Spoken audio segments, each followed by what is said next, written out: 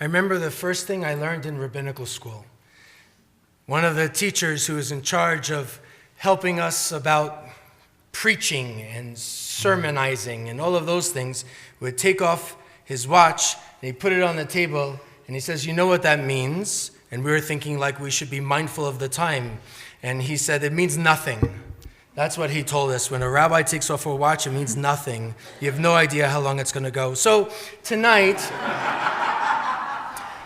I wanted to share a little something about, in the Torah portion, it's Ki Tisa. And we have this incredible, back to Sinai moment. We've already read the Ten Commandments, and things are going a little bit out of order, I know. I didn't write it, it's okay. But you have this message about God and Moses having this incredible moment together just before services.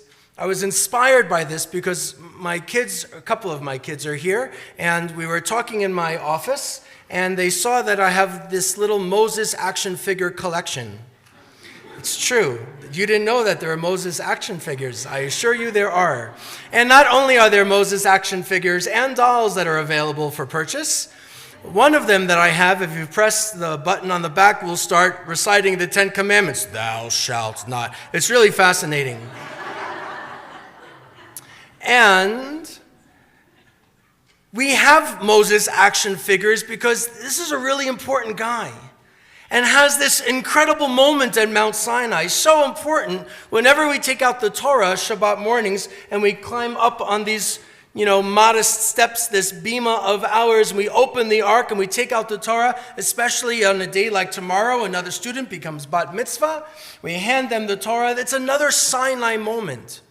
Standing at Sinai and having this moment of revelation, God revealing not just the Torah, but truths to us, is something that's kind of extraordinary if you think about it.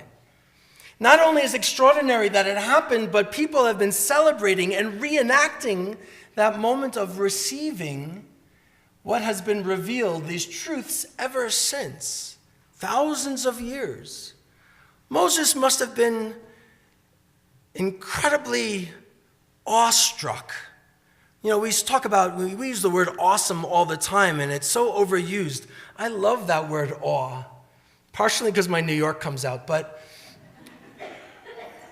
that sense of awe, now I'm very conscious, that wonder, that incredible sense of being moved so deeply, Moses must have really carried that on Sinai.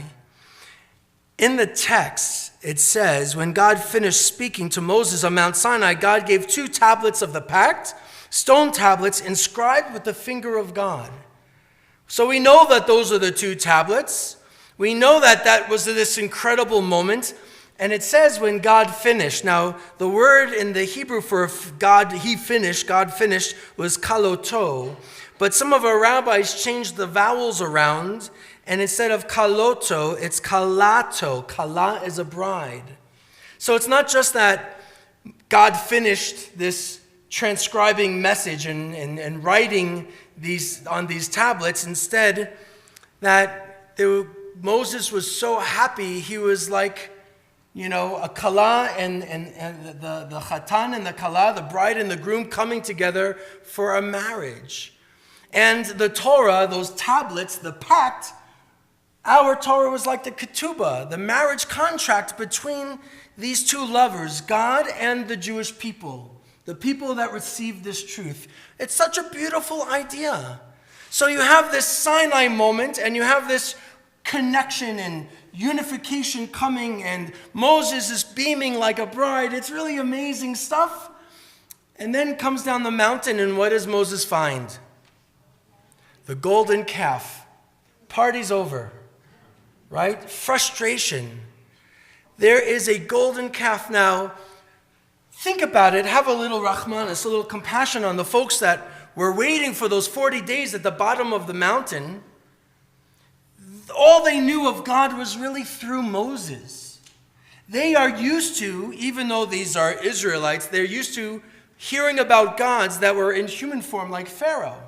So when Moses wasn't around having a conversation with God for 40 days and 40 nights, these folks were starting to get inhibited, afraid, scared, feeling their vulnerabilities. It's only a matter of weeks since they left Egypt. They've never been decision makers. They have been oppressed and pushed down and beat up. So on one hand, you're kind of feeling some compassion for them.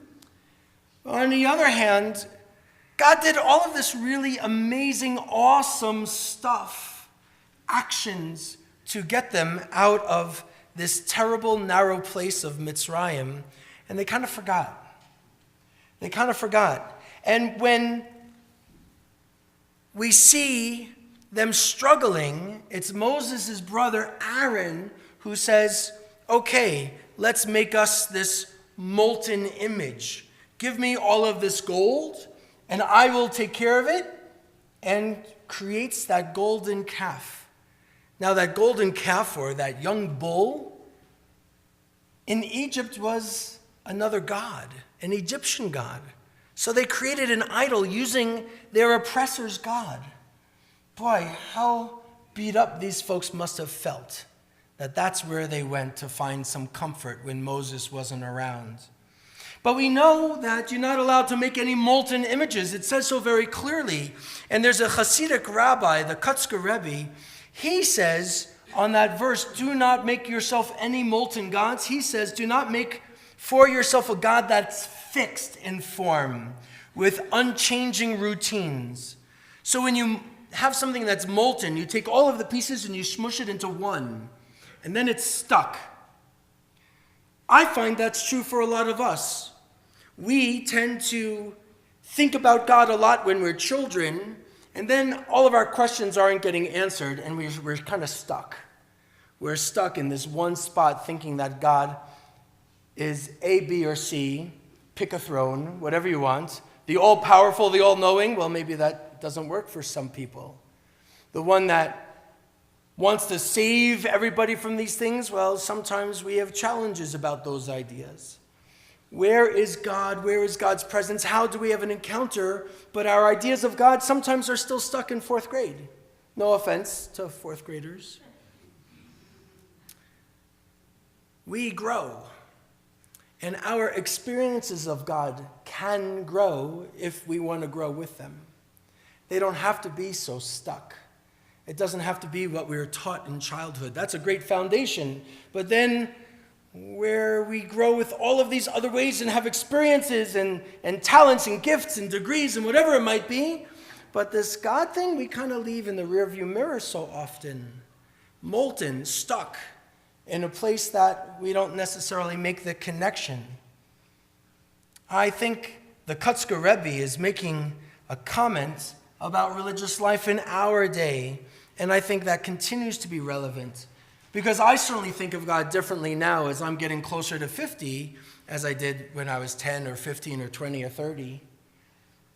Our experiences change, our needs change, my life changes. Why do we think we can't continue to grow with God by us? It's an important question. So then Moses throws down the tablets, destroys the calf, and then goes back up to that mountain and has a heart-to-heart with God and says, listen, I'm ready for the job. You asked me to do this, but these people of yours, they're kind of a pain in the tuchus. Actually, the term is stiff-necked. Same thing. And I need you to be present.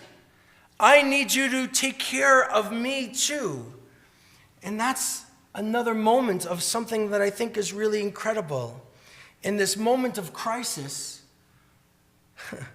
God says to Moses, you cannot see my face, for a person may not see me and live. And God said, see, there is a place near me. Station yourself at the cleft of the rock, and as my presence passes by, I will put you there in that cleft, and I'll cover you with my hand until I have passed by. Then I will remove my hand, and all you can see is my back, but my face will not be seen.